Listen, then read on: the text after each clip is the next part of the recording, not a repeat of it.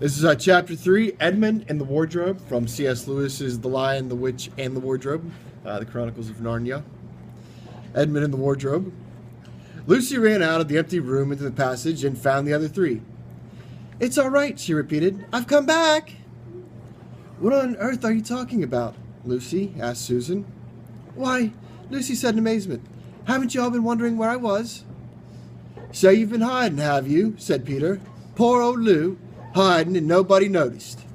You have to hide longer than that if you want people to start looking for you." "But I've been away for hours and hours," said Lucy. The others all stared at one another. "Batty," said Edmund, tapping his head. "Quite batty." "What do you mean, Lou?" asked Peter. "What I said," answered Lucy. "It was just after breakfast when I went into the wardrobe, and I've been away for hours and hours, and had tea, and all sorts of things have happened." "Don't be silly, Lucy," said Susan. "We've only just come out of that room a moment ago, and you were there then." "She's not being silly at all," said Peter. "She's just making up a story for fun. Aren't you, Lou? And why shouldn't she?" "No, Peter, I'm not," she said. It's a magic wardrobe. There's a wood inside it, and it's snowing. And there's a faun and a witch, and it's called Narnia. Come and see." The others did not know what to think, but Lucy was so excited that they all went back with her into the room.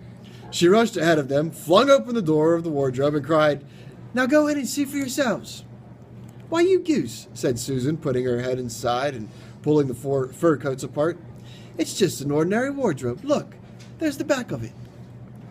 Then everyone looked in and pulled the coats apart, and they all saw, Lucy herself saw, a perfectly ordinary wardrobe. There was no wood and no snow, only the back of the wardrobe with hooks on it. Peter went in and rapped his knuckles on it to make sure that it was solid. "A jolly good hoax, Lou," he said as he came out again.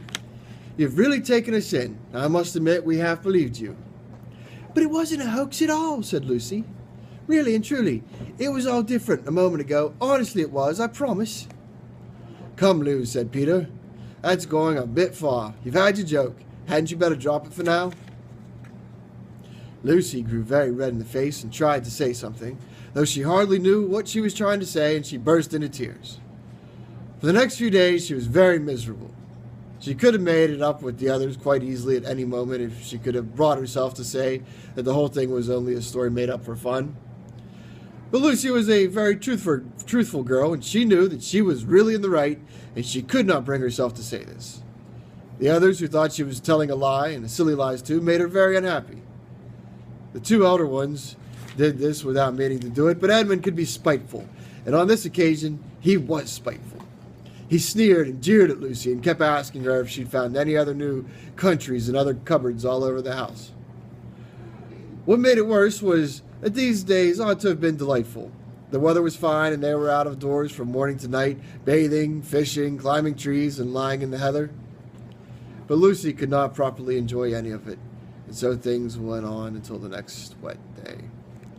That day, when it came to the afternoon and there was still no sign of a break in the weather, they decided to play hide and seek. Susan was it, and soon as the others scattered to hide, Lucy went into the room where the wardrobe was. She did not mean to hide in the wardrobe because she knew that would only set the others to talking again about the whole wretched business. But she did not want to have one more look inside it. And by this time she was beginning to wonder herself whether Narnia and the faun had not been a dream. The house was so large and complicated and full of hiding places that she thought she would have time to have one look into the wardrobe and then hide somewhere else. But as soon as she reached it, she heard steps in the passage outside, and then there was nothing for it but to jump into the wardrobe and hold the door closed behind her. She did not shut it properly because she knew that it is very silly to shut oneself into a wardrobe, even if it is not a magic one. And now the steps she heard were those of Edmund. And he came into the room just in time to see Lucy vanishing into the wardrobe. He at once decided to get into himself, not because he thought it a particularly good place to hide, but because he wanted to go on teasing her about her imaginary country. He opened the door. There were coats hanging up as usual, and a smell of mothballs, and darkness, and silence, and no sign of Lucy. She thinks I'm Susan, come to catch her, said Edmund to himself, and she's keeping very quiet at the back. He jumped in and shut the door, forgetting what a very foolish thing it is to do. Then he began feeling about for Lucy in the dark, and he'd expected to find her in a few seconds. He was very surprised when he did not. He decided to open the door again and let in some light, but he could not find the door either. He didn't like this at all and began groping wildly in every direction. He even shouted out, "Lucy, Lou, where are you? I know you're here." There was no answer, and Edmund noticed that his own voice had a curious sound, not the sound you'd expect in a cupboard, but a kind of open-air sound. He also noticed that he was unexpectedly cold. And then he saw a light. "Thank goodness," said Edmund. "The door must have swung open of its own accord."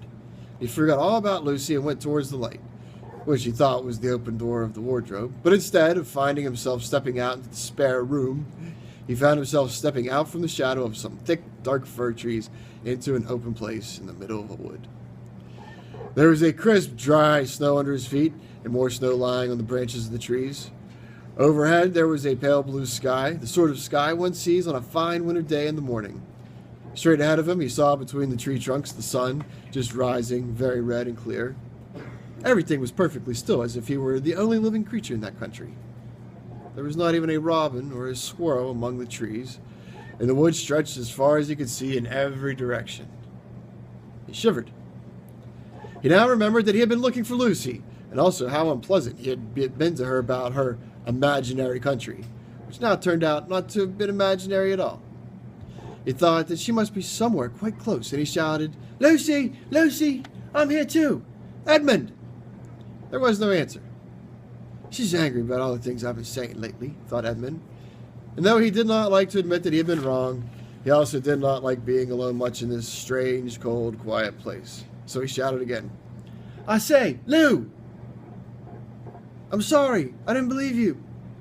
I see now that you were right all along. Do you come out and make it Pax?" Still there was no answer. "Just like a girl," said Edmund to himself. "Sulking somewhere and won't accept my apology." He looked around him again and decided he did not much like this place, and had almost made up his mind to go home when he heard very far off in the wood a sound of bells.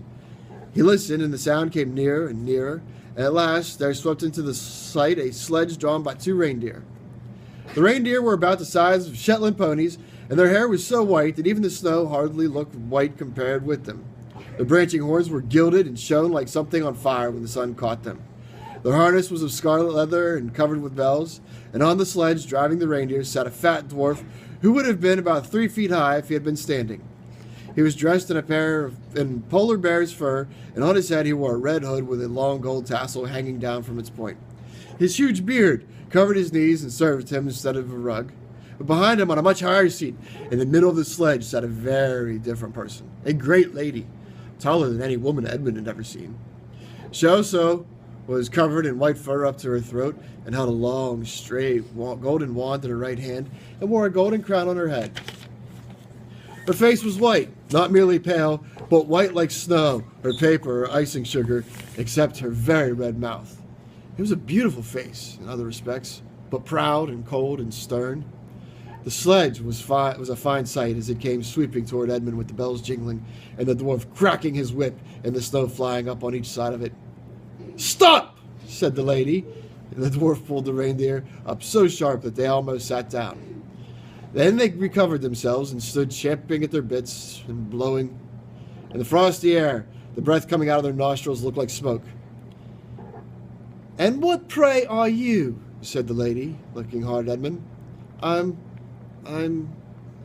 My name's Edmund," said Edmund rather awkwardly. He did not like the way she looked at him. The lady frowned. "Is that how you address a queen?" she asked, looking sterner than ever.